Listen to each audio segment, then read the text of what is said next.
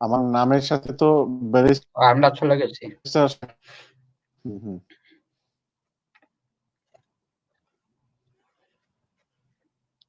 আউযুবিল্লাহি মিনাশ শাইতানির রাজিম। বিসমিল্লাহির রহমানির রহিম।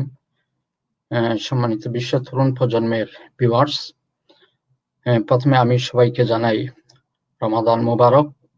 আজকে আমরা যে আগে ঘোষণা দিয়েছিলাম যে আমরা রাত্রে 11টার সময় লাইভে আসব ইউকের বিশিষ্ট আইনজীবী ব্যারিস্টার আবু বকর মোল্লা ভাইকে নিয়ে। উনি এদেশের যে করোনা ভাইরাস পরিস্থিতি সময় এদেশে যারা অবৈধভাবে বসবাস করতেছেন বা যাদের কোনো ডকুমেন্ট নেই, তারা কোন পরিস্থিতিতে আসেন, তাদের কোন কোন সুবিধা তাদের জন্য আসে এবং আদৌ কি অ্যামনেস্টি হবে এবং অন্যান্য যে সুযোগ সুবিধা এদেশে গভর্নমেন্ট চালু করেছে এই বিষয়ে উনি কথা বলবেন। এছাড়াও উনি ব্রেক্সিট পরবর্তী ইউরোপের সাথে দেশের সম্পর্ক এই বিষয় নিয়ে উনি কথা বলবেন। তো আপনারা যারা আছেন সবাই শেষ পর্যন্ত আমাদের সাথে থাকবেন এবং প্রোগ্রামটা উপভোগ করবেন বলে আমি আশাবাদী। তো প্রথমে আমি ব্যারিস্টার আবু বকর মোল্লা ভাইয়ের কাছে চলে যাব। ওনাকে আমি প্রথমে ধন্যবাদ জানাতে চাই যে আজকে আমাদেরকে উনি মূল্যবান সময় দিয়েছেন। আমাদের পক্ষ থেকে অশেষ ধন্যবাদ আপনাকে। তো প্রথমে আমি আপনাকে মেইন বিষয়ে যাওয়ার আগে আমি যে বিষয়টি বলতে চাই যে আমরা দেখেছি যে দীর্ঘদিন থেকে ইউকে সহ বিশ্বের বিভিন্ন দেশে করোনা পরিস্থিতি একটি ভয়াবহ অবস্থা বিরাজ করছে। অলরেডি 3 লক্ষ উপরে মানুষ মারা গেছে। এ ব্যাপারে যদি আপনি সংক্ষেপে কিছু বলেন, এরপরে আমরা মূল বিষয়ে চলে যাব। আসসালামু আলাইকুম। আপনাকে সালাম। বিশ্ব তরুণ প্রজন্মের দর্শক শ্রোতাবৃন্দকে সালাম, যারা আজকে এত রাতে কষ্ট করে আমাদের সাথে জয়েন করেছেন। অনেকেই আগ্রহ প্রকাশ করেছেন গত প্রোগ্রামের পরে করোনা পরবর্তীতে ব্রিটেনের আইনের কি অবস্থা, ইমিগ্রেশনের কি হবে, অ্যামনেস্টি দেওয়া হবে কিনা, তারপর ইউরোপিয়ান ইউনিয়নের সাথে সম্পর্ক, এই বিষয় নিয়ে কথা বলার জন্য। তো আলহামদুলিল্লাহ, আপনাকে ধন্যবাদ, তরুণ প্রজন্মের সকল এডমিনদেরকে ধন্যবাদ, জয়নাল ভাইকে ধন্যবাদ। আম, আম, এইটা ধরেন, আমি দর্শক শ্রোতাদেরকে বলতে চাই যে আপনাদের ইমিগ্রেশন এবং আইনের ব্যাপারে আজকে আমাদের প্রথম প্রোগ্রাম। ইনশাল্লাহ আপনাদের যে কোনো প্রোগ্রামে, আমরা এর আগে ব্রেক্সিট নিয়ে অনেক প্রোগ্রাম করেছি, কথা বলেছি, ইমিগ্রেশন নিয়ে অনেক কথা বলেছি। নতুন করে ইনশাল্লাহ তরুণ প্রজন্ম আবার শুরু, এটা আমি আশা করি কন্টিনিউ থাকবে ইনশাআল্লাহ। তো আজকে আমরা কিছু কথা নিয়ে সংক্ষিপ্ত কথা বলবো ইনশাআল্লাহ। পরবর্তীতে প্রত্যেকটা বিষয় নিয়ে ডিটেলস আলোচনা হবে ইনশাআল্লাহ, রামাদান শেষ হয়ে যাক।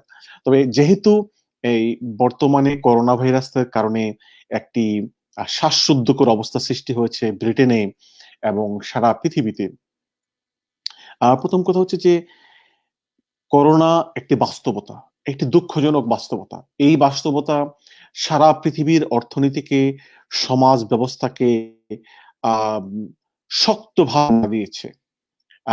ব্রিটেনের অর্থনীতিকে, ওয়েস্টের অর্থনীতিকে, আরো অনেক দেশের অর্থনীতিকে, আমরা যেহেতু ওয়েস্টে থেকে ওয়েস্টের কথাই বললাম, অর্থনীতিকে মারাত্মক ঝুঁকির মুখে ফেলে দিয়েছে।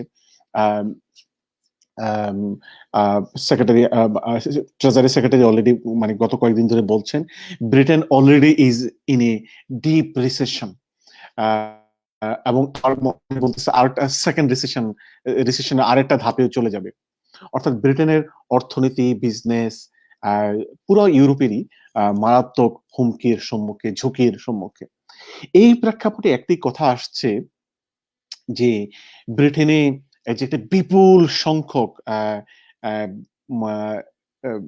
পৃথিবীর বিভিন্ন যাদের বৈধ কাগজপত্র নেই, বাট যারা বিভিন্নভাবে সমাজে অবদান রেখে যাচ্ছেন, তাদের কি হবে? আপনারা জানেন ব্রিটেন একটি ওয়েলফেয়ার স্টেট। এখানে যাদের লিগ্যালিটি আছে, যারা এদেশে সেটেল, তাদেরকে সরকার সাধ্যমতো বিভিন্ন স্কিমের মাধ্যমে সহযোগিতা করছে। আমরা কি কি স্কিম আছে সে নিয়েও একটু কথা বলবো। কিন্তু কথা হলো যে যারা পৃথিবীর বিভিন্ন দেশের থেকে আসা, বিভিন্ন কারণে আসা রাজনৈতিক বিভিন্ন কারণেই এদেশে এসে বসবাস করছে, তারা তো এই সমাজকে কন্ট্রিবিউট করছে, এই সমাজকে আহ, আহ, তারা বিভিন্নভাবে সেবা দিয়ে যাচ্ছে। হ্যাঁ, তারা হয়তো বৈধ সেবা, মানে তাদের বৈধ কাগজপত্র নেই, কিন্তু তাদের তাদের তারা তো এই ইকোনমিতে কন্ট্রিবিউট করছে। তাদের তাদের ভাগ্যের কি হলো? তারা তো সরকারের কাছ থেকে কোনো বেনিফিট এখন পাচ্ছে না। বাট একটি আশার কথা আমি প্রথমেই বলে নিই, করোনা ভাইরাস পরিস্থিতির কারণে বৈধ অবৈধ সকল নাগরিক এদেশের এনএইচএস এর টেস্ট করাতে পারবে ফ্রি, এনএইচএস এর চিকিৎসা নিতে পারবে।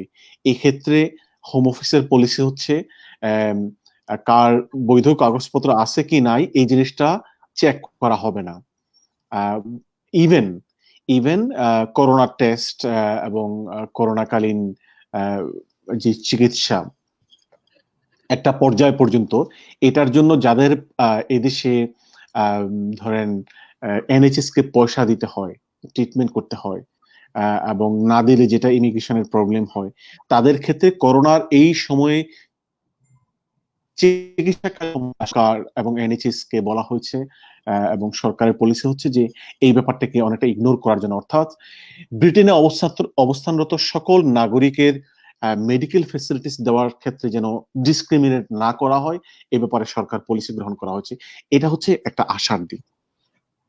এরপর হচ্ছে যে আম, অনেকেই কোশ্চেন করেছে, আজকে অনেকেই জানতে চেয়েছে আমার যে একটি কোয়েশ্চেন এখানে, মোল্লা ভাই। হুম, কোয়েশ্চেনটা হচ্ছে যে এদেশে যাদের ডকুমেন্ট নাই, নিঃসন্দেহে এদের কাজ নেই এবং অনেকের থাকারও সমস্যা হচ্ছে। তো এদেশের সরকার কি তাদের থাকার জন্য কোনো স্কিম শুরু করেছে, বা এই ধরনের কোনো সুযোগ থাকার আছে? জন্য আপনি কি অ্যাকোমোডেশনের কথা বলতেছেন, নাকি এদেশে সেটেলমেন্ট? অ্যাকোমোডেশন, থাকা এবং আচ্ছা খাওয়া। আচ্ছা, একটু বলি আপনাকে। সেটা হচ্ছে যে অ্যাকোমোডেশনের কিছু করেন নাই, বাট যদি কারোর যদি ওষুধ এবং খাওয়ার দরকার হয়, তাহলে যদি এটা ডাক্তারের জিপি প্রেসক্রাইবড হয়, তাহলে এই তারা ফুড এবং অ্যাকোমোডেশন চাইতে পারবে, এবং সাপোর্ট সেন্টার সরকারের মানে করোনা ভাইরাস সাপোর্ট সেন্টার থেকে সহযোগিতা দেওয়া হবে। শুধু ফুড এবং মেডিকেল সুযোগ সুবিধা, অর্থাৎ আর থাকার মেডিসিন কোনো দেওয়া হবে সুবিধা নেই?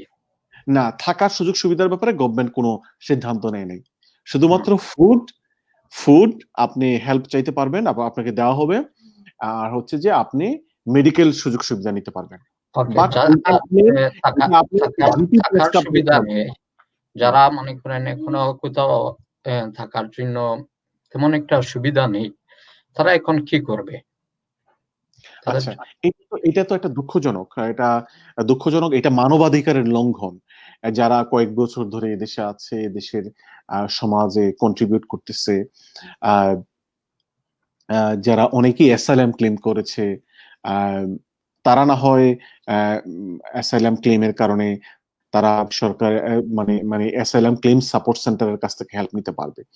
বাট যারা বিভিন্নভাবে মামলা করেছে, যারা দীর্ঘদিন ধরে আছে, কোনো মানে মামলা করে নাই, তারা আসলে তো তাদের তো অ্যাকোমোডেশন নাই, তারা তো মানবতার জীবনযাপন করছে। এই ব্যাপারে আমি মনে করি সরকার দ্রুতই একটা অ্যামনেস্টির ঘোষণা দেওয়া দরকার ছিল, এবং বিভিন্ন মহল থেকে এ ব্যাপারে দাবি উঠেছে যে ওদেরকে অ্যামনেস্টি দেওয়া হোক। আমিও দীর্ঘদিন ধরে ওনাদের যে অ্যামনেস্টি দেওয়ার ব্যাপারে আমি কথা বলেছি এবং কাজ করেছি, এবং আমার একটা প্রচেষ্টা হচ্ছে যে পার্লামেন্টে মোশন আনা যায় কিনা। কিন্তু বর্তমান করোনা পরিস্থিতির কারণে সরকার এবং এমপিরা করোনাকে ট্যাকেল দেওয়ার কাজেই ব্যস্ত। বাট বিভিন্ন এমপিরা কথা বলছেন, বাট সিগনিফিকেন্ট ওয়েতে, অর্গানাইজড ওয়েতে, স্ট্রাকচার্ড ওয়েতে এখনো পার্লামেন্টে মোশন আসে নাই, অথবা সরকারের উপর প্রেসার ক্রিয়েট করা হচ্ছে না। এবং সরকার যদিও বরিস জনসন ইলেকশনের আগে বলেছেন, ইলেকশনের পরে পার্লামেন্টে বলেছেন, কিন্তু আমরা এটার কোনো ইফেক্টিভ কোনো স্টেপ সরকার এখনো নিচ্ছে বলে মনে হচ্ছে না। বাট আশার দিক হচ্ছে গার্ডিয়ান গার্ডিয়ান পত্রিকায় গত এপ্রিলের 19 তারিখে একটা নিউজ প্রকাশিত হয়েছে, এবং সেখানে বলা হয়েছে, ধন্য লেখক বলেছেন যে আমরা ব্রেক্সিট এবং এই যে ইমিগ্রেশন নিয়ে একটু রিয়েলি চিন্তা ভাবনা করতে হবে, ভাবতে হবে। ব্রিটেনের 10টা টপ সেক্টরের ভিতরে 8টা সেক্টর হচ্ছে সার্ভিস সেক্টর। এই সেক্টরগুলো সার্ভিস ওরিয়েন্টেড, যেহেতু সেখানে ব্রিটেনের অর্থনীতি আহ, যেহেতু টিকে থাকে সার্ভিস প্রোভাইডের মাধ্যমে, সেখানে তো জনবল সংকট শুরু হয়ে যাবে এবং এই সার্ভিস সেক্টর গুলাকে টিকিয়ে রাখতে হবে। সেখানে আম, অনেকেই বলছে যে ব্রেক্সিট যেটা আমরা করছি এই কারণে ব্রেক্সিটটাকে এক্সটেন্ড করা হোক। ব্রেক্সিট হয়ে গেলে এই সার্ভিস সেক্টর গুলোকে রিভাইভ করা যাবে না। ব্রিটেনের অর্থনীতি করোনার কারণে ধসে পড়ে যাচ্ছে। এটাকে রিভাইভ করতে হলে এখানে দক্ষ জনশক্তি লাগবে, সার্ভিস প্রোভাইড করার মতো দক্ষ ম্যান পাওয়ার লাগবে। এক্ষেত্রে ইউরোপের লোকজন আনতে হবে। বাট এখানে একটা কথা যেটা বলা হচ্ছে, ইউরোপ থেকে লোক আনার চেয়ে যারা অলরেডি ব্রিটেনে আছে, যারা এই সোসাইটিতে কন্ট্রিবিউট করে যাচ্ছে দীর্ঘদিন ধরে, হসপিটালিটি ইন্ডাস্ট্রি এবং আরো বিভিন্ন ইন্ডাস্ট্রিতে, রেস্টুরেন্ট ইন্ডাস্ট্রি, সেখানে তাদেরকে অ্যামনেস্টি দিয়ে দেওয়া হোক। এবং সরকার, যেহেতু বরিস জনসন পার্লামেন্টে কথা বলেছিলেন, বিভিন্ন এমপিরা কথা বলেছেন, আমরা সবাই কাজ করতেছি, যারা মানবাধিকার সংগঠন যারা আছে তারা সবাই কাজ করছে। আমি মনে করি এইটা একটা আশার দিক হতে পারে ইনশাআল্লাহ, যে আমার যদি আরেকটা ব্রিটিশ কোয়েশ্চন, যে একজন জানতে চাইছেন যে আপনি এদেশে বিভিন্ন কমিউনিটির সাথে জড়িত আছেন, জি তো সরকার যতটুকু নিয়েছে তাদেরকে ধন্যবাদ জানাই, কিন্তু আরো অনেক সামাজিক সংগঠন আছে দেশে, অনেক জি সংগঠন কাজ করছে মানুষদের থাকা খাওয়ার যাতে কোনো সমস্যা না হয় এই করোনা ভাইরাস পরিস্থিতিতে। তো তারা কি এই ধরনের কোনো উদ্যোগ নিয়েছে বলে আপনি জানেন, যেহেতু আপনি এই কমিউনিটি হুম। সবার সাথে কাজ করছেন?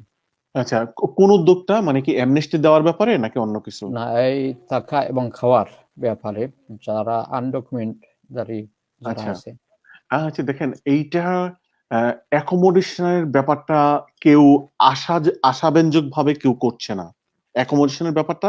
বাট বিচ্ছিন্ন বিক্ষিপ্ত ভাবে মুসলিম যে বিভিন্ন প্রতিষ্ঠান তারা করছে, এটা একেবারে নন সিগনিফিকেন্ট, একেবারে উল্লেখযোগ্য সংখ্যায় হচ্ছে না, একেবারে দেখার মতো। বাট কিছু যে হচ্ছে না তা না, কিছু করছে। আরব কিছু কমিউনিটি সংগঠন করছে, আফ্রিকান কমিউনিটি সংগঠন করছে।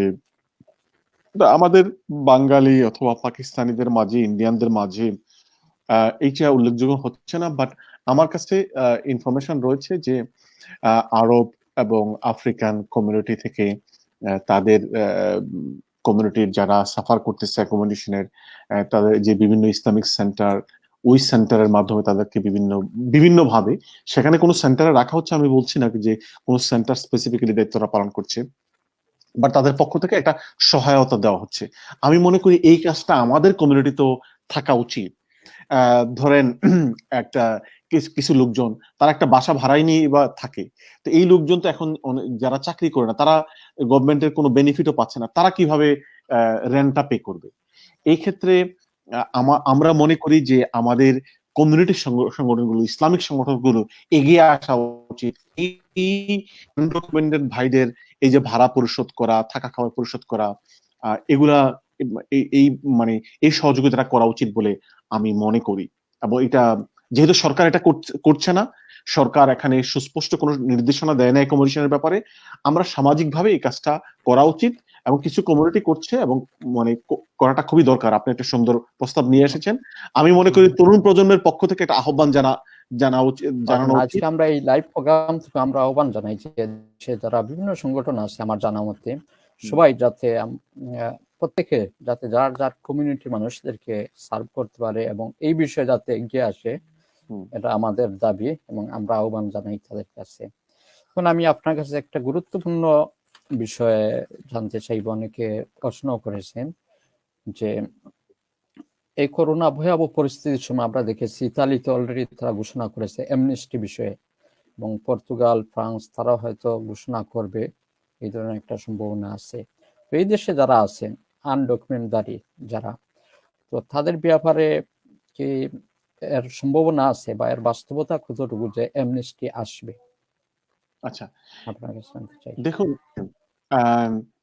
আমরা আশাবাদী হতে চাই ইনশাআল্লাহ, আশাবাদী হতে চাই। পর্তুগাল এই ব্যাপারে অনেকটা পজিটিভ। আপনি রাইটলি বলেছেন যে ইউরোপের আরো অন্য দেশগুলো সরাসরি কথা বলছে এমনিস্টি দেওয়ার ব্যাপারে। কিন্তু ব্রিটেনের সরকার স্পষ্ট এ ব্যাপারে কিছু বলেন নাই। আম, সরকার অথবা বিরোধী দলীয় বিভিন্ন এমপি অনানুষ্ঠানিকভাবে কথাবার্তা বলছেন, বাট এদেশের রাইটস অর্গানাইজেশন গুলো যারা ইমিগ্রেশন অভিবাসী মানে আহ, দের অধিকার নিয়ে কাজ করেন, যারা হিউম্যান রাইটস এর কাজ করেন, তারা শক্ত করেই বলছেন কথাটা, যে এখন টাইম, বরিস জনসন যে কথাটা পার্লামেন্টে বলেছিলেন, উনি এখন অ্যামনেস্টি ঘোষণা করা উচিত। আমি মনে করি অবশ্যই ঘোষণা করা উচিত, আমরা সবাই ব্যাপারে কথা বলা উচিত। এখন কোশ্চেন হলো আশার দিক কতটুকু, সম্ভাবনা কতটুকু।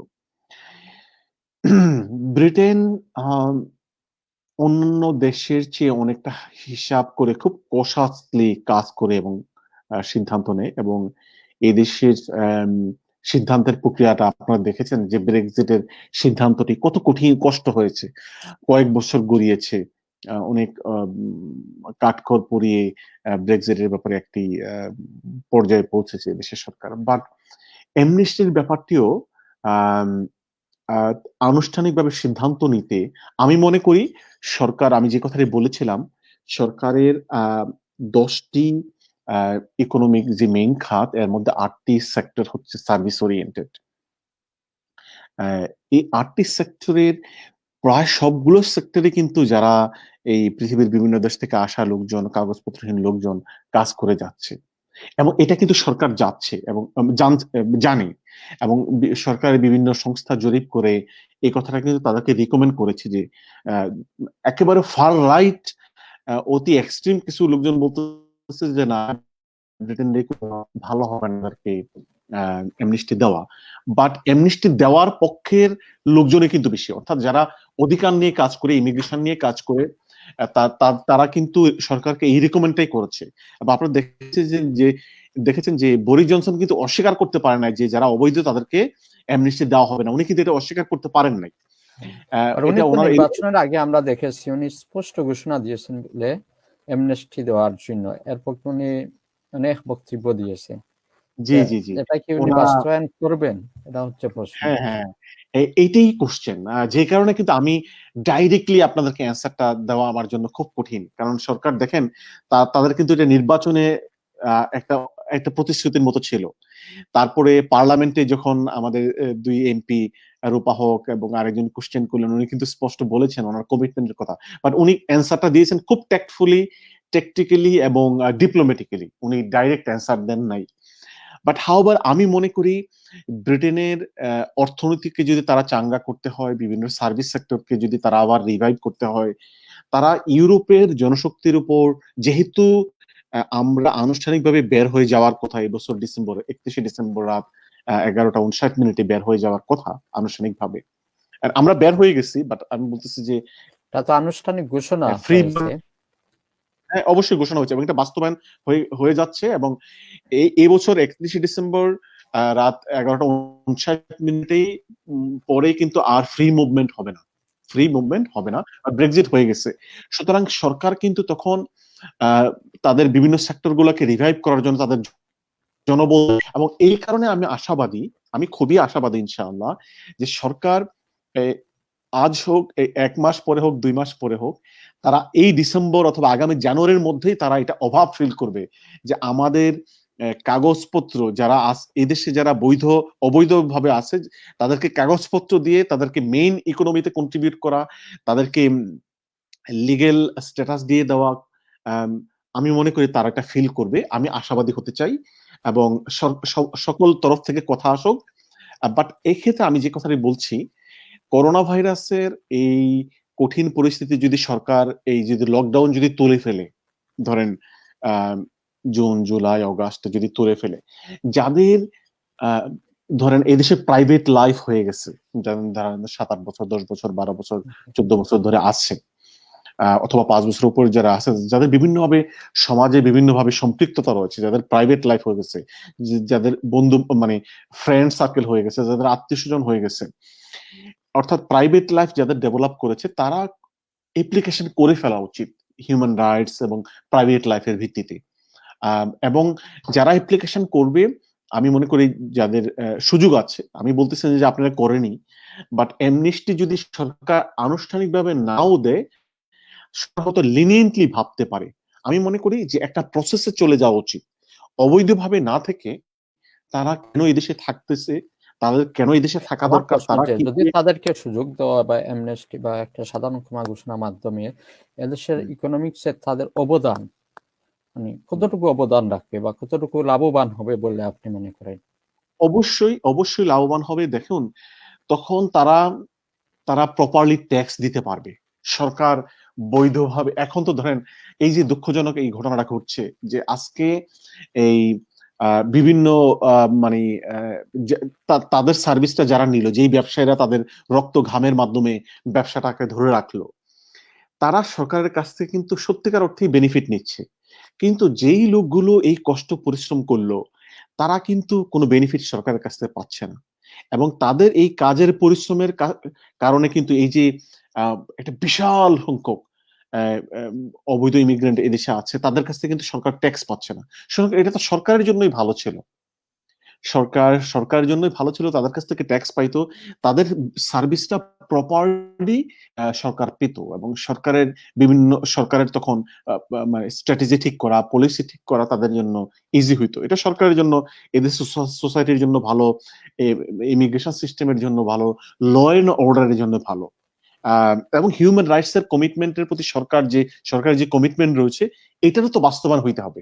সরকার যে বলছে যে আমরা আইনের দেশ, আমরা মানুষের মানবাধিকার দেখি, তাদের তো এই কমিটমেন্টটারই বাস্তবায়ন হবে যদি এই লোকগুলোকে ইনহিউম্যান এবং ডিগ্রেডিং মানবেতর জীবন থেকে মানুষের মর্যাদা দেয়। তাহলে তো ব্রিটেন যে একটা আইনের দেশ, ব্রিটেন এখানে যে আইন, মানুষের মানবিকতার মর্যাদা রয়েছে, সেটারই তো একটা বাস্তবায়িত হবে।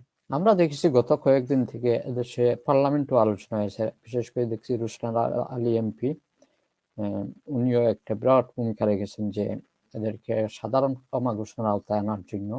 বিভিন্ন টেলিভিশন চ্যানেল তারাও কাজ করছে, আরো বিভিন্ন গ্রুপ কাজ করছে, ক্যাম্পেইন করছে। তো দেখা যাচ্ছে জুড়ে একটা দাবি উঠছে বা একটা ক্যাম্পেইন চলছে। তো আপনি কতটুকু আশাবাদী? আপনি আমি কি মনে আমি করেন? আমি আমি অনেকটা আশাবাদী হতে চাই ইনশাআল্লাহ। আমি মনে করি যে এবছর ডিসেম্বর নাগাদ সরকার কিন্তু একটা চাপ ফিল করবে। কারণ যেহেতু ব্রেক্সিট আনুষ্ঠানিকভাবে হয়েই যাচ্ছে, ব্রেক্সিট হয়ে গেছে, বাট ফ্রি মুভমেন্ট আনুষ্ঠানিকভাবে শেষ হয়ে যাবে এবছর ডিসেম্বর। অর্থাৎ ইউরোপের লোকজন আসা যাওয়াটা বন্ধ হয়ে যাওয়ার একটা কথা। যদিও কেউ কেউ বলতেছে না এটাকে এক্সটেন্ড করা হোক, আমার মনে হয় না যে এটা এক্সটেন্ড হবে। যদি এক্সটেন্ড না হয় তাহলে তো সরকার একটা চাপ ফিল করবে, এবং করোনা ভাইরাসের কারণে যে সরকার যদি লকডাউন তুলে ফেলে, তখন তাদের এই যে বিভিন্ন সার্ভিস সেক্টর গুলোকে তারা কিভাবে চাঙ্গা করবে? তাদেরকে তো এই যে আমি তো বললাম যে 10টা সেক্টরের মধ্যে 8টা মেইন সেক্টর সার্ভিস ওরিয়েন্টেড। তো এখানে তো জনবল দরকার, সরকারের ট্যাক্স সিস্টেম রিভাইভ করা দরকার, সরকার ইকোনমি। আনুষ্ঠানিকভাবে দেখছি অনেক ব্যবসা প্রতিষ্ঠান তারা বন্ধ করতে বাধ্য হচ্ছে, বিশেষ করে রেস্টুরেন্ট সেক্টর যেগুলো আছে ইন্ডিয়া। জি, জি, জি। তো সেই ক্ষেত্রে যদি রেস্টুরেন্ট সেক্টর, কারি ইন্ডাস্ট্রি, বিভিন্ন সার্ভিস সেক্টর যদি রিভাইভ করতে হয়, তাদের এখানে প্রকাশ্য বৈধ জনবল দরকার, যারা সাহস করে, যারা ইন্টিগ্রিটি নিয়ে সমাজে কন্ট্রিবিউট করার জন্য এগিয়ে আসবে। আমি খুবই আশাবাদী ইনশাআল্লাহ এই বছরের শেষেই সরকার একটা চাপ ফিল করবে। এবং আমি মনে করি যাদের সুযোগ রয়েছে, যাদের প্রাইভেট লাইফ ডেভেলপ করেছে, তারা আইনজীবীদের সহযোগিতা নিয়ে তারা অ্যাপ্লিকেশনের মানে একটা প্রসেসে ঢুকে যাওয়া উচিত। আর সরকার যদি অ্যামনেস্টি দেয়, যারা প্রসেসে ঢুকে যাবে তারা তো সহজেই তাদের অ্যাপ্লিকেশন সফল হয়ে যাবে। বাট প্রসেসটা আমি কোন ধরনের প্রসেসটা হতে পারে? সেটা থেকে তারা সরকারকে, এখন তো ধরেন ইমিগ্রেশন সেন্টার গুলো বন্ধ, হ্যাঁ, হোম অফিসও একেবারে আর্জেন্ট ইমিগ্রেশন অ্যাপ্লিকেশন ছাড়া ওরা করে না। প্রসেস মানে হচ্ছে যাদের প্রাইভেট লাইফ ডেভেলপ হয়ে গেছে তারা অ্যাপ্লিকেশন করা উচিত হোম অফিসের কাছে, যে আমরা আমাদের এদেশে প্রাইভেট লাইফ ডেভেলপ হয়ে গেছে, আমরা বিভিন্নভাবে এই কমিউনিটিতে কন্ট্রিবিউট করছি। তারা ফ্রেন্ড, বন্ধু, আত্মীয় স্বজনের কাছ থেকে লেটার নিয়ে তারা অ্যাপ্লিকেশন করা উচিত বলে আমি মনে করি, যাদের সুযোগ রয়েছে, যাদের সম্ভাবনা রয়েছে। বাট এটা আমি কোনো আইনি পরামর্শ দিচ্ছি না। আজকে যে আমাদের আলোচনাগুলো, এগুলো হচ্ছে সাধারণ আলোচনা। এটা কিন্তু আমরা আপনারা যারা আমাদের আলোচনার ভিত্তিতে কেউ অ্যাপ্লিকেশন করা উচিত না। যে কেউ অ্যাপ্লিকেশন করবে তারা সুনির্দিষ্ট ভালো আইনজীবীর সাথে বসে তাদের কেসের কথা ঠিকমতো আলোচনা করে যদি কেসে মেরিট থাকে তারা অ্যাপ্লিকেশন করবে। বাট আমি মনে করি অবৈধভাবে না থেকে কারো ভালো আইনজীবীর সহযোগিতা নিয়ে পরামর্শ নিয়ে একটা লিগেল প্রসেসে মানে অ্যাপ্লিকেশন করা, প্রসেসে চলে যাওয়া মানে হচ্ছে যে একটা অ্যাপ্লিকেশন করা যে আমি এই কারণে এদেশে আমি থাকার উপযুক্ত বলে আমি মনে করি, আমাকে সুযোগ সুবিধা দেওয়া হোক। যাদের অ্যাসাইলাম রয়েছে তারা অ্যাসাইলাম করবে, যাদের আর্টিকেল 8 রয়েছে, যাদের আর্টিকেল 3 রয়েছে, যাদের প্রাইভেট লাইফ হয়ে গেছে, তারা এগুলো কন্ট্রিবিউট করে ভালো একজন আইনজীবীর সাথে পরামর্শ করে আইনজীবীর পরামর্শের পরে ওনারা অ্যাপ্লিকেশন করবেন। বাট আমি আপনাকে অ্যামনেস্টির কথা বারবার বলেছেন, বাট ডাইরেক্টলি তো আমি কথা বলা কঠিন। বর্তমানে সবচেয়ে আলোচিত বিষয়টা হচ্ছে অ্যামনেস্টি, অনেক আলোচনা করছেন এবং সুন্দর কথা বলেছেন। আমি আশাবাদী হতে চাই, আমি মনে করি ব্রিটিশ সরকার একটা প্রেসার ফিল করবেন এই বছরই, এবং এই প্রেসার ফিল করলে সরকার, আমি মনে করি সরকারের বোধোদয় হবে। সরকার যদি ইকোনমিকে চাঙ্গা করতে হয় সরকার দেওয়া উচিত বলে আমি মনে করি, এবং আমি আশাবাদী হতে চাই যে ইনশাআল্লাহ আমাদের যে ভাইয়েরা কষ্টে আছেন তাদের এমনির মাধ্যমে একটা কিছু হবে। বাট সুনির্দিষ্ট করে টাইম বলা কঠিন, আর একেবারে গ্যারান্টি দেওয়াও কঠিন, কারণ পক্ষে বিপক্ষে কথা রয়েছে। বাট আমি মনে করি অ্যামনিস্টির পক্ষেই যুক্তি বেশি। আমি ভাইদেরকে বলবো, যারা শুনতেছেন, বোনদেরকে যারাই শুনতেছেন, হতাশ হবেন না আপনারা। আপনাদের যারা সুযোগ রয়েছে, আপনারা কোনো ক্রিমিনাল অ্যাক্টিভিটিসে জড়িত হবেন না, কোনো ক্রাইম করবেন না। হ্যাঁ, মানে আপনারা যতটুকু বৈধভাবে এদেশের সোসাইটিতে কন্ট্রিবিউট করা, লিগ্যাল সিস্টেমে যত দ্রুত সম্ভব প্রসেসে ঢুকে যাওয়া, সেটারই আপনারা চেষ্টা করবেন। এবং ইনশাল্লাহ আমরা আশা করি যদি আপনাদের কেস ভালো থাকে, প্রাইভেট লাইফ যদি ডেভেলপ হয়ে থাকে, ইনশাল্লাহ একজন ভালো আইনজীবীর পরামর্শ যদি আপনারা অ্যাপ্লিকেশন করেন, হয়ে যাওয়ার সম্ভাবনা রয়েছে। থ্যাংক ইউ আপনাকে। কিছু কোয়েশ্চন আছে, ওগুলো আমরা একটু নিয়ে নিই, বাদে আমরা ব্রেক্সিট বিষয়ে একটু কথা বলে শেষ করে দিব, যেহেতু লাইলাতুল কদরের রাত, অনেকে ইবাদত বন্দেগী করবে একটু পরে। একজন ভাই বলেছেন যে আমার এক ফ্রেন্ড রিসেন্টলি কোর্ট থেকে অ্যাসাইলাম আপিল পাইছে, এখন তার বর্তমান করণীয় কি, এবং হোম অফিস থেকে তার কার্ড পেতে কেমন লেট হবে? আচ্ছা, সেটা হচ্ছে যে সে তার আপিল সাকসেসফুল হয়ে গিয়েছে। হ্যাঁ, এটা কতদিন হয়েছে ওনাকে জিজ্ঞাসা করেন যে কতদিন হয়েছে, আপিলের রেজাল্টের পরে কতদিন হয়েছে? এইটা সম্ভবত 6-7 দিন হবে। না, 6-7 দিন না, তাকে অ্যাটলিস্ট আমি বলবো 14 ক্যালেন্ডার ডেজ অপেক্ষা করা উচিত। 14 ক্যালেন্ডার ডেজ অপেক্ষা করা উচিত। 2 সপ্তাহের উপর অপেক্ষা করে সে এটা জানতে হবে যে সরকার তার রায়ের বিরুদ্ধে আপিল করেছে কিনা, এই ব্যাপারে তাকে ক্লিয়ার হইতে হবে। যদি তার রায়ের বিরুদ্ধে আপিল না করে, তাহলে সে দ্রুত সরকারের যে অ্যাসাইলাম সেন্টারে সে যোগাযোগ করবে, সে নিজে অথবা লয়ারের মাধ্যমে, যে আমি সকল বেনিফিট চাই, আমি অ্যাসাইলাম সিকার, আমার এই সিচুয়েশন, আমাকে অ্যাকোমোডেশন এবং আর্থিক সুযোগ সুবিধা দেওয়া হোক। সে কাউন্সিলেও যোগাযোগ করা উচিত যে আমার কেস সফল হয়েছে, তার কাগজপত্র নিয়ে যাওয়া উচিত, এবং অ্যাসাইলাম সাপোর্ট সেন্টারও সে যোগাযোগ করা উচিত যে আমার সে যদি শিওর হয় তার তার রায় জেতার পর এটা আপিল হয় নাই, সরকার এটার বিরুদ্ধে আপিল করে নাই, তখন সে সরকার অ্যাসাইলাম সাপোর্ট সেন্টার এবং কাউন্সিলের কাছে সেই লেটারটা নিয়ে যাওয়া উচিত যে যদিও আমার কার্ড আসে নাই, বাট আমি মনে করি যে আমার এই কঠিন সিচুয়েশন আমি অ্যাসাইলাম সফল হয়ে গেছে, আমার হেল্প চাওয়া উচিত। সে কার্ডের জন্য বসে থাকলে হবে না, বাট আমি যে বললাম সরকার অ্যাসাইলাম সাপোর্ট সেন্টার এবং লোকাল কাউন্সিল সে যোগাযোগ করা উচিত। লোকাল কাউন্সিল সহজে তাকে সুযোগ সুবিধা দিতে চাইবে না, বাট সে লেগে থাকতে হবে যে বলতে হবে যে আমার তো এই সিচুয়েশন, আমার তো অ্যাকোমোডেশন নাই, আমার থাকা খাওয়ার অবস্থা নাই। সে হয়তো, আমি জানি না সে কোন ধরনের বেনিফিট পায়, বাট তার তো অ্যাকোমোডেশনের জন্য বলা উচিত যদি সরকার আপিল না করে তার মামলা। আর আমার কাছে কিছু কোশ্চেন আছে, লোকজন কোশ্চেন করে, এটা কোশ্চেন নিয়ে নেই। যদি আজকে সময় না হয় করোনা ভাইরাস পরিস্থিতির কারণে কিন্তু ইমিগ্রেশনের অনেক আপডেট আছে। আম, আম, আমরা না হয় আর কয়েকদিন পরে, 2-3 দিন পরে আবার আসবো। আম, অনেকের দাবি রয়েছে, আমার কাছে অনেকে কোশ্চেন পাঠিয়েছেন, আমরা হয়তো আজকে কভার করতে পারবো না, আমরা 3-4 দিন পরে আবার আসলাম, আপনারা দিয়ে দিলেন ইনশাআল্লাহ। তো আজকে এই 2টা কোশ্চেন একেবারে আমার কাছে অলরেডি কিছু লোকজন কোশ্চেন পাঠিয়েছেন, তো আমরা যদি ওইগুলা কভার না করতে পারি, এগুলা মিনিমাম 10-15 মিনিট টাইম লাগবে। ওকে, আপনাদের আমি এখানে সংক্ষেপে 2টা কোয়েশ্চেন নিই। নিয়ে নেন। একটা হচ্ছে যে একজন বলছেন ব্রেক্সিটের টাইম কি আর বাড়ানোর সম্ভাবনা কি আছে করোনা ভাইরাসের কারণে?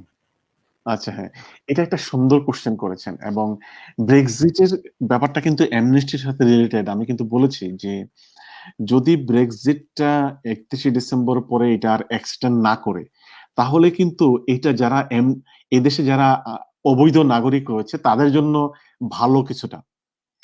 ভালো এই অর্থে যে ইউরোপ থেকে লোকজন না আসলে সরকারের তো জনবলের সংকট সৃষ্টি হয়ে যাবে। সুতরাং তারা তো কাদের উপর নির্ভর করবে? এই যে বিপুল সংখ্যক আনডকুমেন্টেড লোকজন রয়েছে, তাদের উপর নির্ভর করতে হবে বলে অনেকেই মনে করছেন। এবং আমি মনে করছি যে সরকার সরকার অলরেডি জানে যে তাদের এদেশে অবৈধ বা দক্ষ একটা বিশাল সংখ্যক আনডকুমেন্টেড জনগোষ্ঠী রয়েছে। সরকার তখন পজিটিভলি এটা দেখবেন বলে আমি বিশ্বাস করি। আর ব্রেক্সিটের কথা যেটা বলেছেন, করোনা ভাইরাসের কারণে ব্রেক্সিট এক্সটেনশন হতেও পারে, যেহেতু এ ব্যাপারে কিছু কথাবার্তা চলছে, এবং গার্ডিয়ান পত্রিকায় একটা নিউজও এসেছে, এবং আরো কিছু, শুধু গার্ডিয়ান না, আরো কিছু নিউজ পেপারে এই ব্যাপারে লেখা হচ্ছে।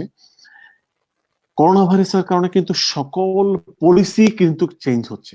করোনা ভাইরাসের কারণে সকল সেক্টরে কিন্তু চেঞ্জ হচ্ছে, চেঞ্জ হচ্ছে। এবং দ্যার ইজ এ পসিবিলিটি এটা ব্রেক্সিটটাও এক্সটেন্ড করতে পারে। There is a possibility. Okay, thank you. আরেকটা কোয়েশ্চন হুসাইন ইকবাল উনি বলেছেন, I would like to thank our host জাল্লাহ ভাই and our guest Mullah ভাই to give valuable time in these cases. My question is there have any change to age work permit visa and visit visa to boost up UK economy? এখন পর্যন্ত তারা আইন change করে নাই, visit visa এবং work পারমিটের তারা আইনটা চেঞ্জ করে নাই। বাট আপনারা শুনলে খুশি হবেন যে করোনা ভাইরাসের কারণে এই সরকার কিন্তু এই যারা স্টুডেন্ট, যারা এদেশে ওয়ার্ক পারমিটে আছেন, কাজের কিন্তু সময়ের কোনো রেস্ট্রিকশন নাই, আপনি আনলিমিটেড কাজ করতে পারবেন। আগে স্টুডেন্টদের ছিল 20 ঘন্টা, এখন 40 ঘন্টা 60 ঘন্টা কাজ করলে সরকারের কোনো সমস্যা নাই।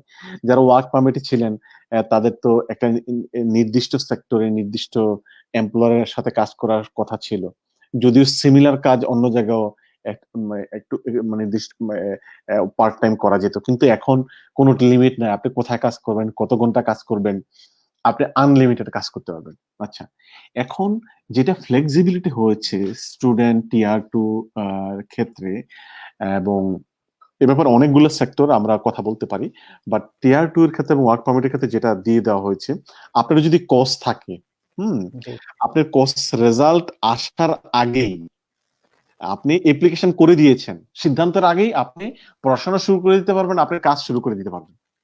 অর্থাৎ আপনার ভিসা হয়ে আসার আগেই আপনার যদি বৈধ আপনার কস আপনার নামে ইস্যু হয়ে থাকে, আপনি এমপ্লয়ার যদি আপনার জন্য কস ইস্যু করে থাকে এবং ইউনিভার্সিটি যদি আপনার নামে কাজ ইস্যু করে থাকে, তাহলে আপনি অ্যাপ্লিকেশন পেন থাকা অবস্থায় আপনি কোর্স শুরু করে ফেলতে পারবেন এবং আপনি কাজ শুরু করে দিতে পারবেন। এখন কোশ্চেন হলো যে পরবর্তী আপনার ভিসা সফল না হয় তাহলে তো সেটা অন্য একটা হিসাব, বাট এখন তো এই সুযোগটা দিয়ে দিচ্ছে সরকার। আপনি যদি আপনার এমপ্লয়ার কাছ থেকে আপনি কোর্স পেয়ে যান, স্টুডেন্টরা যদি মানে তার টিয়ার 4 স্পন্সরের কাছ থেকে কাজ পেয়ে অ্যাপ্লিকেশন করেন, তাহলে তার কোর্স শুরু করতে কোনো সমস্যা নাই। এবং যারা ওয়ার্কার রয়েছে, ওয়ার্ক পারমিট যারা অ্যাপ্লিকেশন করবেন, তারা কাজ করতে কোনো সমস্যা নাই। আম, এই সুযোগ সুবিধাটা তো আসছে, এই সুযোগ সুবিধাটা সরকার দিয়ে দিয়েছেন, এটা যত দেরি হোক না কেন। Thank you. আরো কোয়েশ্চেন আছে, এইগুলা অলরেডি চলে আসছে আপনার আলোচনায়, মনে করি না এগুলা নেওয়া দরকার। তো আপনার কাছে যে কোয়েশ্চেন গুলো আসছে এটা আচ্ছা, বলতে পারেন। আমাদের সময় আছে কিনা? আমাদের কাছে কিন্তু অনেকগুলা কোশ্চেন 10 এসেছে। মিনিটস টাইম, আমরা হ্যাঁ, শেষ করে দিব 10 মিনিটসের ভিতরে। একটা ব্যাপারে আমি আজকে ফোকাস করব, কথা বলবো। এই ব্যাপারে পরবর্তীতে আপনার কোশ্চেন গুলো নিয়ে রাখবেন, আজকে যারা যারা কোশ্চেন করছে। আর আমি বলবো যে আপনাদের কাছে কোশ্চেন এবং আমার কাছে কোশ্চেন দেওয়া। একটা কোশ্চেন আমার কাছে এসেছে, অনেকেই বলছেন যে আপনারা জানেন পাবলিক ফান্ডের কি হচ্ছে, পাবলিক ফান্ডের কি হবে। অর্থাৎ আপনারা জানেন যে অনেকের ভিসার সাথে লিখে দেয় no recourse to public fund, সেটা কি হবে? এটা যারা ধরেন করে যারা ৫ বছরের সিস্টেমে আছেন তাদের ক্ষেত্রে রিকোর্স টু পাবলিক ফান্ড, যারা প্রাইভেট লাইফের ভিত্তিতে সন্তানের থাকার ভিত্তিতে এই যাদের ভিসা এক্সটেন্ড হয়েছে, যারা ১০ বছর রুটে আছেন, তাদের তো লেখা হয় no recourse to public fund. এই ক্ষেত্রে কি হবে? আচ্ছা, এক্ষেত্রে গত ৭ তারিখ হাইকোর্টে একটা রুলিং হয়েছে, এটা চ্যালেঞ্জ করা হয়েছিল। নো রিকোর্স টু পাবলিক ফান্ডের এই বিষয়টি চ্যালেঞ্জ করা হয়েছিল হাইকোর্টের। জাস্টিস বিন এবং মিস্টার জাস্টিস চেন্ডারলেইন বলেছেন যে ওনারা ওরাল রুলিং দিয়েছেন। ওনারা বলছেন যে it is a breach of article 3 of European court of human rights, European convention of human rights, that is ইসিএইচআর।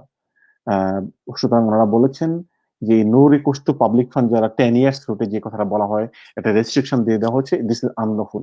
But আমি যে কথা বলছি, এটা এখনো আনুষ্ঠানিকভাবে রিটেন কোনো জাজমেন্ট আসে না এবং সরকারকে কোনো সিদ্ধান্ত দেয় না যেন সরকার বাধ্য কোর্টের সিদ্ধান্তটা মানতে। এ ব্যাপারে অর্ডার, লিখিত জাজমেন্ট এখন হয় না। বাট সরকার কিন্তু একটা সুযোগ সুবিধা এখন দিয়েছেন। সরকার বলতেছেন আপনারা অনলাইনে অ্যাপ্লিকেশন করতে পারবেন। যাদের no recourse to public fund লেখা, তাদের যদি সত্যিকার অর্থে এখন মানে কোভিড এর কারণে, করোনা ভাইরাসের কারণে মারাত্মক অর্থনৈতিক দুর্দশা অবস্থা হয়, আপনারা হোম অফিসের মানে অনলাইনে যে হোম অফিসের যে সেখানে কন্ডিশন গুলো দেওয়া হয়েছে সেগুলো দেখবেন। আপনি যদি খুব কঠিন অবস্থা হয়, আপনি যদি অর্থনৈতিকভাবে খুবই মানে কঠিন অবস্থা পড়ে যান, আর এবং আপনি মানুষের উপর নির্ভর করতে হয়, আপনার কোনো টাকা পয়সা নাই, আপনার বাচ্চা কাচ্চা খুব কঠিন দুর্দশায় আছে, এক্ষেত্রে আপনি হোম অফিসের কাছে অনলাইন অ্যাপ্লিকেশন করতে পারবেন আপনার এই সিদ্ধান্তটা মানে আপনার যে কন্ডিশনটা দেওয়া হয়েছিল এটাকে চেঞ্জ করার জন্য। এবং যদি আপনার এই ওরা যদি স্যাটিসফাই হয়, আপনি অ্যাজ মাচ এজ ডকুমেন্ট এবং ইনফরমেশন দিয়ে দিতে হবে কেন এবং কোন কারণে আপনি মনে করতেছেন আপনি কঠিন অবস্থা আছেন, আপনার অর্থনৈতিক দুর্দশা, আপনার ব্যাংক স্টেটমেন্ট দিতে হবে, আপনার কাগজপত্রের ডকুমেন্টস দিতে হবে, আপনি বর্তমানে কিভাবে আছেন, কি কঠিন পরিস্থিতি বর্তমানে আছেন, ভবিষ্যতে পড়বেন, এগুলো বিস্তারিত লিখে যদি আপনি অ্যাপ্লিকেশন করেন, আমি আশাবাদী সরকার এটা আপনার পাবলিক ফান্ড রেস্ট্রিকশন তুলে নেবে। এবং তখন রেস্ট্রিকশন তুলে নিলে আপনার পুরান কার্ডটা হোম অফিসে পাঠাইতে হবে এবং দেন নতুন কার্ড ইস্যু হবে। এই কার্ডটা তখন আপনি কাউন্সিলে যোগাযোগ করে আপনারা এই পাবলিক ফান্ড পেতে পারবেন। এইটাই মৌলিকভাবে সবার একটা এখন জানার বিষয়। আমার কাছে কোশ্চেন এসেছে যে যাদের কঠিন অবস্থা, অর্থনৈতিক দুর্দশা রয়েছে, হোম কোর্টের ফাইনাল জাজমেন্ট আসার পরেও সেটা যাই হোক না কেন, যাদের অর্থনৈতিক দুরবস্থা রয়েছে, যারা প্রাইভেট লাইফের ভিত্তিতে 10 ইয়ার্স সিস্টেমে অথবা যারা অনেকে বিয়ে করে হয়েছেন 5 বছর রুটে আছেন, তারা অ্যাপ্লিকেশন করতে পারবে। বাট যারা বিয়ের মাধ্যমে 5 বছর রুটে আছেন, তারা যদি পাবলিক ফান্ড নেয়, তারা একটু মুশকিল এখানে আছে। তারা পাবলিক ফান্ড পাবে যদি তাদের খুব অর্থনৈতিক অবস্থা খুবই খারাপ হয়, তারা যদি ডেস্টিটিউট হয় এবং ইনহিউম্যান ডিগ্রেডিং অবস্থাতে থাকে, পাবলিক ফান্ড পাবে যদি তারা ক্রাইটেরিয়া ফুলফিল করে। বাট তারা যে সমস্যাটা হবে, তারা নতুন করে আবার 5 বছরের ক্রাইটেরিয়াতে পড়ে যেতে হবে। বাট একটা কথা এখন যেটা বলা হচ্ছে, চারদিকে জেসিডব্লিউ বলছেন যে 18,600 যে এই কন্ডিশনটা ফাইন্যান্সিয়ালটা এটাকে তুলে দেওয়ার জন্য। বাট সরকারের পক্ষ থেকে এখনো কিছু সিদ্ধান্তটা হয় নাই। বাট আমি পাবলিক ফান্ডের ব্যাপারে যে কথাটা বলতে চাই, যারা 10 ইয়ার্স রুটে, যাদের পাবলিক ফান্ড রেস্ট্রিকশন ছিল, তারা অ্যাপ্লিকেশন করতে পারবেন যদি তাদের অর্থনৈতিক অবস্থা খুবই খারাপ হয় ডকুমেন্টস দিয়ে। আর যারা বিয়ের মাধ্যমে 5 বছরের সিস্টেমে আছেন, তারাও অ্যাপ্লিকেশন করতে পারবেন পাবলিক ফান্ড নেওয়ার জন্য যদি তাদের অর্থনৈতিক অবস্থা খারাপ হয়। বাট তাদের ক্ষেত্রে একটা সতর্ক থাকতে হবে, পাবলিক ফান্ড নিলে তো ওনারা পরবর্তীতে 10 বছরের সিস্টেমে পড়ে যাবেন। আবার যদি 5 বছরের সিস্টেমে তারা আসতে হয় তাহলে 5 বছরের ওই যেই টাইমটা এতদিন ছিলেন সেটা আর কাউন্ট হবে না, নতুন করে আবার 5 বছর পড়বে। আইদার তাদেরকে 10 বছরের সিস্টেমে চলে যেতে হবে, না হয় 5 বছরের সিস্টেমে চলে যেতে হবে। বাট অর্থনৈতিক অবস্থা কঠিন হলে এই যাদের no recourse to public fund রয়েছে তারা আরেকটা কোয়েশ্চেন, অনেকের দেখা গেছে মনে করেন এখন এক্সটেনশন করার সময় কারো মনে করেন এই সপ্তাহ, আরো নেক্সট উইক, বা আরো দেখা গেছে আগামী মাস, তার মানে এক্সটেনশন করা দরকার, স্টুডেন্ট ভিসা বা অন্য কোনো ওয়ার্ক পারমিট ভিসা অথবা ইন্ডিপেন্ডেন্ট এগুলো লাগে অনেকে চাচ্ছে এখন অ্যাপ্লাই করতে। এখন তো এখন অনলাইন অ্যাপ্লিকেশন করে দিতে হবে। অনলাইন সরকার যদি কোনো আপনি সমস্যা হবে না? না তারা অ্যাপ্লিকেশন করে দিতে হবে, করে দিয়ে তারা স্টুডেন্ট রাইট ভোগ করবে, ওয়ার্ক পারমিটের ওরা, আমি এই কথাটা কিন্তু বলেছি, স্টুডেন্টরা পড়াশোনা শুরু করে দিতে পারবে, এবং যারা ওয়ার্ক পারমিট অ্যাপ্লিকেশন করতেছে, যাদের বৈধ কোর্স রয়েছে, তারা কাজ শুরু করে দিতে পারবে until application is decided. Online application করে দিতে পারবে। কিন্তু যে কথাটা বলছিলাম যে তারা হয়তো কাগজপত্র সাবমিটের জন্য সেন্টারে যেতে হয়, ডকুমেন্ট সাবমিট করতে হয়, সেটা হয়তো ওনারা পারবেন না। যখন সুযোগ হয় তখন ওনারা সেটা জমা দেবেন, বাট অনলাইন অ্যাপ্লিকেশনটা করে দিতেই হবে। আর যারা মানে ভিজিট ভিসা এবং বিভিন্ন মানে টেম্পোরারি ভিসা যারা ছিলেন, যারা দেশে চলে যেতে চান, তাদের ভিসাটা অটোমেটিক্যালি 31শে মের মধ্যে বাড়ার কথা, বাট তারাও অনলাইন অ্যাপ্লিকেশন করতে হবে। এটাকে ইমিগ্রেশন সাপোর্ট সেন্টারের মাধ্যমে ওরা জানাইতে হবে যে কেন ওনারা দেশে যেতে পারছেন না, অনলাইন অ্যাপ্লিকেশন করতে হবে। উইদিন 5 ওয়ার্কিং ডেজ যারা টেম্পোরারি মানে ইমিগ্রেশন স্ট্যাটাসে আছেন ভিজিট অথবা অন্যভাবে, তারা যারা করোনার কারণে যেতে পারছেন না, তারা হোম অফিসের কাছে অনলাইনে অ্যাপ্লিকেশন করতে হবে, এবং তাদের এটা অটোমেটিক্যালি এক্সটেন্ডেড হয়ে যাবে 31শে মে পর্যন্ত। আর যারা অন্যান্য যারা পার্মানেন্ট দীর্ঘ সময় এদেশে থাকতে চান, স্টুডেন্ট, টিয়ার 1, টিয়ার 2, স্টার্ট আপ ভিসা, তাদের ক্ষেত্রে নিয়ম হচ্ছে যে তারা অ্যাপ্লিকেশন করে ফেলবেন, এবং তাদের যদি ইউনিভার্সিটির কাগজ থাকে, কলেজের কাগজ থাকে, এমপ্লয়ারের কাগজ থাকে, এবং সেটা যদি বৈধ স্পন্সর হয়, তাদের কোনো সমস্যা হবে না। হ্যাঁ, ভিসা রিফিউজ হলে তো এখনই তো মানে করোনা ভাইরাসের কারণে আপনি এক সপ্তাহ 2 সপ্তাহ তো আর রিফিউজ হচ্ছে না। যখন ফুল সুইং এ হোম অফিস ওপেন হবে তখনই না ওনারা অ্যাপ্লিকেশন গুলো কনসিডার করবে, বাট অ্যাপ্লিকেশন কনসিডার আগ পর্যন্ত তারা তাদের সকল রাইট ভোগ করবে, এতে কোনো সমস্যা হবে না, বাট অ্যাপ্লিকেশন করে দিতে হবে অ্যাপ্লিকেশন করে দিতে হবে অনলাইনের মাধ্যমে। অনলাইনে। বাট এই ক্ষেত্রে যারা নার্স, জি, যারা ডাক্তার, তাদের ক্ষেত্রে একটু সুযোগ সুবিধা আছে, তাদের কিন্তু অটোমেটিক্যালি 1 বছর এক্সটেনশন হয়ে যাচ্ছে। তাদেরকে বলে ফ্রন্ট লাইন ওয়ার্কার, ডাক্তার এবং নার্স, তাদের এই অটোমেটিক আওতায় কি যারা কেয়ারার হোমে কাজ করছেন তারা কি পড়বেন? কেয়ার হোমে যারা কাজ করছেন, সরকার যে লিস্টটা প্রকাশ করেছে, একটা লিস্ট দিয়েছেন, এটা যদি কেয়ার হোমের কেয়ার হোমের সবাই পড়বে না, সবাই যারা কাজ করে সরকারের যে লিস্ট রয়েছে সেই লিস্টের মধ্যে যারা আছে, যদি নার্সের ক্যাটাগরি হয়, নার্স হয়, ডাক্তার হয়, তার প্যারামেডিক হয়, ওদের সেখানে দক্ষ কিছু হেলথ সার্ভিস প্রোভাইডার, হ্যাঁ, তাদেরকে সরকার এটা অটোমেটিক্যালি এটা এক্সটেন্ড হবে, বাট এটা তাদেরটা এক্সটেন্ড হবে কিনা এটা তাদের এমপ্লয়ার তাদেরকে প্রথমে বলবে, এবং তারা এই 1 বছরে তারা ফ্যামিলি সহ এক্সটেন্ড করতে পারবে, তাদেরকে ফি দিতে হবে না। বাট পরবর্তীতে মানে অর্থাৎ 31শে অক্টোবর পর্যন্ত যাদের ভিসা আছে, বাট 31শে অক্টোবরের পরে যারা, তারা ফর্মাল ওয়েতে অ্যাপ্লিকেশন করতে হবে, বাট 31শে অক্টোবর পর্যন্ত যাদের ভিসা এক্সটেনশন করার কথা, অর্থাৎ এখন থেকে শুরু করে 31শে অক্টোবর পর্যন্ত, তাদের অটোমেটিক্যালি ভিসা এক্সটেন্ড হয়ে যাবে, বাট তাদেরকে ক্রাইটেরিয়া ফুলফিল করতে হবে, বাট তারা কাজ করে যেতে হবে পারবে আগামী 1 বছর পর্যন্ত, তারা মানে দে আর ফ্রি টু ওয়ার্ক, বাট তারাও সরকারের ইমিগ্রেশন রেস্ট্রিকশনে পড়বে, তারাও সরকারের ইমিগ্রেশন ক্রাইটেরিয়া গুলো তারা ফুলফিল করতে হবে। আমরা সুনির্দিষ্ট বিষয়ে পরবর্তীতে ইনশাল্লাহ, যদি আজকে সময় না থাকে, প্রত্যেকটা সেক্টর ধরে ধরে আমরা ইনশাল্লাহ কথা বলবো। সংক্ষেপ করে দিই, যেহেতু লাইলাতুল কদরের রাত, আমরা কেমন লাইল করবেন অনেকে একটু পরে। আল্লাহ যেন আমাদের এই আলোচনাটাকে আপনার কোনো কোয়েশ্চেন আছে কি আপনার কাছে ইম্পর্টেন্ট, যদি থাকে তাহলে 2-1 মিনিটে বলতে পারেন।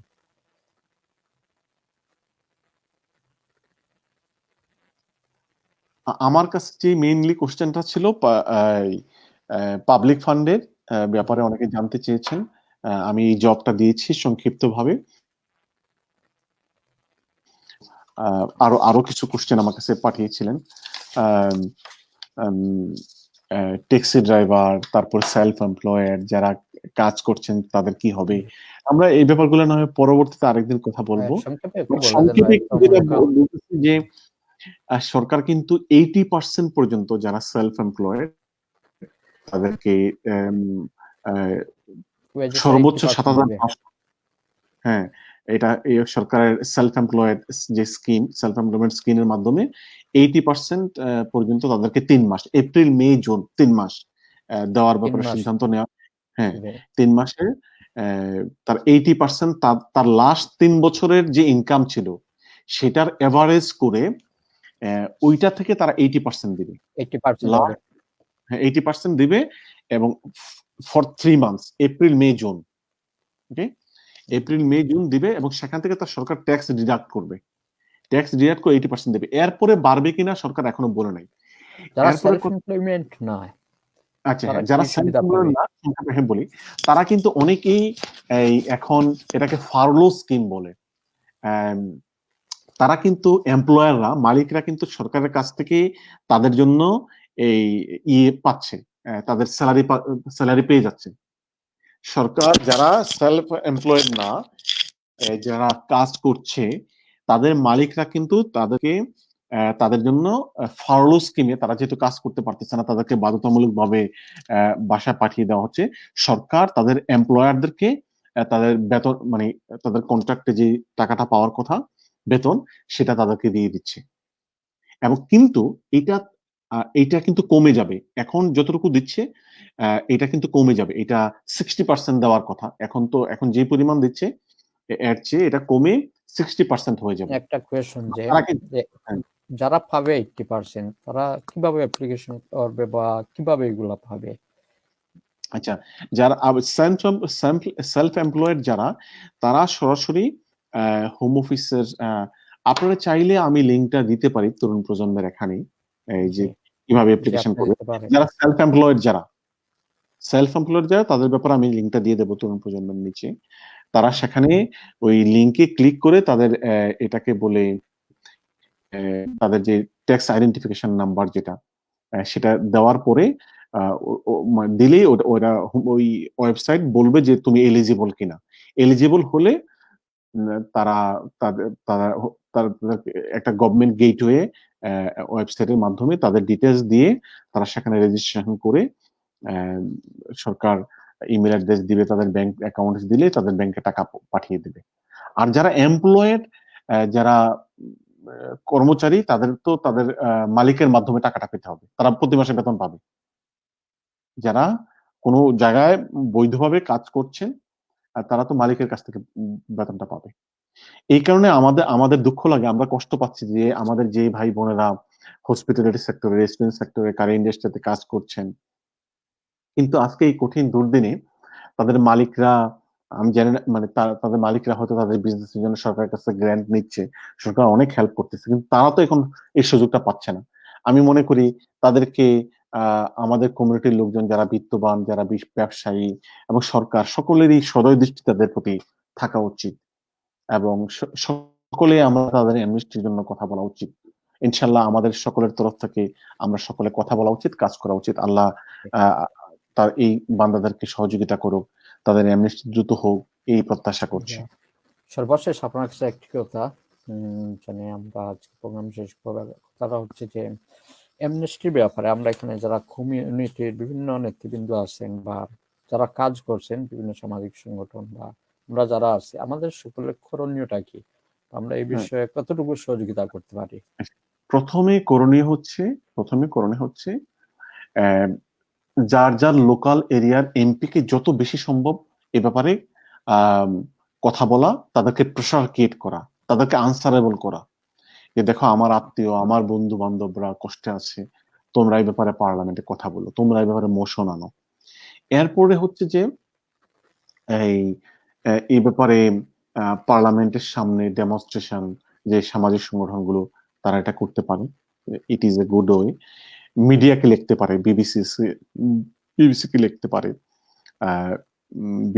বিবিসির সামনে বিবিসিকে লেখা, এই দেশের যারা হিউম্যান রাইটস ওয়ার্কার তাদেরকে লেখা, যারা ইমিগ্রেশন নিয়ে কাজ করে তাদের কাছে লেখা, পার্লামেন্টের সামনে মানে 10 ডাউনিং স্ট্রিটে সরকারের কাছে স্মারকলিপি দেওয়া, তারপর হচ্ছে কোনো ডেমনস্ট্রেশন করা 10 ডাউনিং স্ট্রিটের সামনে। বাট এখন তো কোভিড এর এই সময় তো এটা ডেমনস্ট্রেশন যদি সময় হয় এই লিফট চলে যায়, মানে লকডাউন লিফট হয়ে যায়, সরকার লিফট করে ফেলে, তাইলে আমি মনে করি সকল সেক্টর থেকে এই ব্যাপারে কথা বলা উচিত, মিডিয়াতে কথা বলা উচিত, লেখালেখি করা উচিত, সোশ্যাল মিডিয়াতে কথা বলা উচিত, টুইট করা উচিত। এখন তো টুইট আপনারা করতে পারবেন, সরকারের এমপিদেরকে আপনারা টুইট করতে পারেন, মন্ত্রীদেরকে টুইট করতে পারেন, ইমিগ্রেশন মিনিস্টারকে টুইট করতে পারেন, প্রাইম মিনিস্টারকে টুইট করতে পারেন। একটা টুইট ক্যাম্পেইন হতে পারে তরুণ প্রজন্মের উদ্যোগে, অথবা যারা সোশ্যাল মিডিয়া অ্যাক্টিভিস্ট, যে অ্যামনেস্টি ফর আনডকুমেন্টেড ইমিগ্রেন্টস। আজকে আমরা এই আওয়াজটা তুলি এখান থেকে, বিশ্ব তরুণ প্রজন্ম। সেজন্য আমি শেষ দিকে আপনার সামনে এই কোয়েশ্চেনটা নিয়ে আসছি। আসলে আমাদের এটা খুবই ইম্পর্টেন্ট, যারা আমরা কমিউনিটিতে আমরা কাজ করি, আমরা তো মানুষের জন্য কাজ করি, মানবতার জন্য, মানুষের বিপদ আপদে পাশে দাঁড়ানোর জন্য আমরা সবাই চেষ্টা করি। তো এটা হচ্ছে মানুষের একটা সবচেয়ে মৌলিক একটা বিষয়, মানুষের মৌলিক একটা সমস্যা। এটা নিয়ে যদি আমরা সবাই সব জায়গা থেকে সোচ্চার হই, ভূমিকা রাখি, লোকাল এমপি যারা আছেন তাদের সাথে যোগাযোগ করি বা ইমেল করি, আমরা যদি মিডিয়ায় কথা বলি, আমরা ডেমনস্ট্রেশন করি, চতুর্দিকে যদি আমরা একটা ক্যাম্পেইন শুরু করতে পারি, আশা করা যায় এদেশের সরকার এই ব্যাপারে একটা পজিটিভ একটা ঘোষণা দিবে। অবশ্যই অবশ্যই অবশ্যই। এই ক্ষেত্রে আমি দুইটা কথা আজকে বলবো মেইনলি, সেটা হচ্ছে এখন আমরা যেটা করতে পারি, যার যার এমপিদেরকে কথা বলা, এমপিদের সাথে যোগাযোগ করা, আর সেকেন্ড হচ্ছে তরুণ প্রজন্মের উদ্যোগে, আমাদের উদ্যোগে একটা টুইট ক্যাম্পেইনের একটা ব্যবস্থা করা যেতে পারে। আমরা সেটা চেষ্টা করবো। এমনি সামাজিকভাবে আমরা অনেক চেষ্টা করতেছি, আমরা অনলাইন অ্যাক্টিভিস্ট ফোরামের পক্ষ থেকে আমরা বিভিন্ন সময় আমরা চেষ্টা করতেছি ক্যাম্পেইনে। অনেক সময় আমরা সাইন যে পিটিশন, এটাতে আমরা সাইন করার জন্য ক্যাম্পেইন করেছি, পার্লামেন্টে দাখিল করার জন্য। আমরা এভাবে কাজ করতেছি। তো সর্বশেষ, যেহেতু আজকে বারকার সময় আমরা চলে গেছি, আপনি আমাদেরকে যে মূল্যবান সময়টা দিয়েছেন, আপনি অনেক কথা বলেছেন, খুবই গুরুত্বপূর্ণ কথা। বাংলাদেশে যারা আছেন ওদের ওইগুলা শোনা দরকার, জানা দরকার, আমাদের করণীয় কি, আমরা কি করব। বিশেষ করে আপনি একটা কথা উল্লেখ করেছেন যে আমরা কোনো ধরনের ক্রাইমের সাথে জড়িত হবে না, এটা ক্রাইমের সাথে ইম্পর্টেন্ট বিষয়। ক্রাইমের সাথে জড়িত হলে অ্যামনেস্টিতে খুবই সমস্যা হবে, এটা থেকে আমরা বেঁচে থাকবো, আর আমরা সবাই সবার অবস্থান থেকে ভূমিকা রাখবো। এটাই আজকে আলোচনা থেকে মূলত উঠেছে। তো আপনাকে অশেষ আমরা ধন্যবাদ জানাই আমাদের পেজের পক্ষ থেকে। আমার ব্যক্তিগত একটা পরামর্শ দেব, যারা আনডকুমেন্টেড, যাদের কাগজপত্রের সমস্যা রয়েছে, এই কঠিন সময় যদি আপনারা সামাজিক বিভিন্ন কাজ যদি তারা করে, এই প্রমাণটা রেখে দেওয়া উচিত, তারা কি কি কাজ করছে, সমাজের সাথে কিভাবে জড়িত, তারা এই এভিডেন্সটা যদি রাখে, তাদের অ্যাপ্লিকেশনের সুবিধা হবে। আশা করি সবাই এই ব্যাপারে একটু সচেতন হবেন এবং এই ব্যাপারে সামাজিকভাবে অনেক কাজে জড়িত হবেন, এবং অনেক হচ্ছেন, আমি দেখছি আমার থেকে অনেক হচ্ছেন। এবং এই করোনা ক্রাইসিসের সময় অনেকে দেখছি যে বিশেষ করে ডাক্তার এবং নার্সদের তারা খাবার দিচ্ছে, এই ধরনের সোশ্যাল ওয়ার্কার, মানে কঠিন পরিস্থিতিতে। আমাদের আলোচনার পরে আপনারা একটা মেসেজ দিয়েন যে আমাদের তরফ থেকে আমরা রিকোয়েস্ট করেছি, আমি বলেছি, আপনারা বলেছেন, যে যারা এই করোনা পরিস্থিতিতে এদেশে বিভিন্নভাবে সহযোগিতা করছেন, যে আনডকুমেন্টেড যারা আছেন, এই কঠিন পরিস্থিতিতে সমাজে যতটুকু পারে কন্ট্রিবিউট করে, এবং এই এভিডেন্সটা যেন ওনারা রেখে দেন, এবং এটা ওনাদের জন্য ভালো হবে ইন ফিউচার ইনশাআল্লাহ। আপনারা আমার তরফ থেকেও একটা মেসেজ দিতে পারেন, যে উনি ব্যারিস্টার হিসেবে এই কথা বলেছেন, it will be very helpful. আমরা মেসেজ দিব, অলরেডি লাইভে এই মেসেজটা পৌঁছে গেছে, এবং আমরা আলাদাভাবে এটা বিভিন্ন গ্রুপে দিয়ে দেবনি, সেটা পৌঁছে যাবে। এই সময়টাকে ভালো কাজে, কল্যাণকর কাজে ইউজ করা উচিত, এবং এটা তাদের জন্য ভালো হবে ইনশাআল্লাহ। জি, আপনাকে অশেষ ধন্যবাদ। এবং যারা দর্শক শ্রোতা আছেন, যারা আমাদের প্রথম থেকে শেষ পর্যন্ত যারা শেষে এসে জয়েন হয়েছেন, সবাইকে আমাদের পক্ষ থেকে অশেষ ধন্যবাদ। আগামী দিনে আমরা এইভাবে কিছু গুরুত্বপূর্ণ বিষয় নিয়ে আমরা প্রোগ্রাম করব। মোল্লা ভাই আমাদেরকে বলছেন উনি সময় দিবেন।